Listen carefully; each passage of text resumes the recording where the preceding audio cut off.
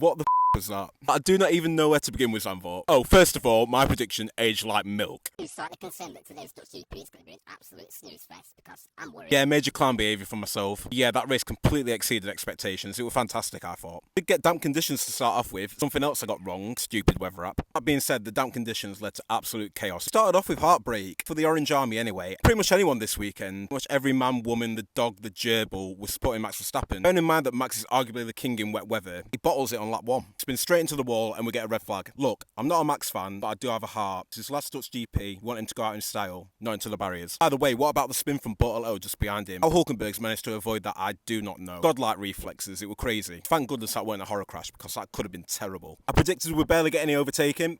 Wrong. Thinking of Piastri, I'm thinking of Hulkenberg, Norris. We saw some absolutely beautiful overtakes. Proper joy to watch. Tell you what also made an interesting watch, the pit stops. It generally felt like they were going in slow motion. What were going on with all the mechanics? Seriously. Must have been smoking that. Anyway, we'll move on to the front of the grid. Lando Norris, absolute masterclass yet again. Pretty much flawless. What else can be said? Now, Kimi Antonelli actually got the dream launch and led at the restart. Fortunately for him, Lando hunted him down to take the win. That being said, I think it's a brilliant P2 for Kimi and he's maximised this race. And George Russell rounded off the podium. Mind you, he was ordered to let his faster teammate through to save both the races. And it felt like one of few things that allowed him to get that podium, to be fair. You know what I'm on about. A few special mentions. Liam Lawson gets a late call up into the Red Bull, finishes P7. Fantastic drive from him. Fantastic weekend. And he outraces Max Verstappen.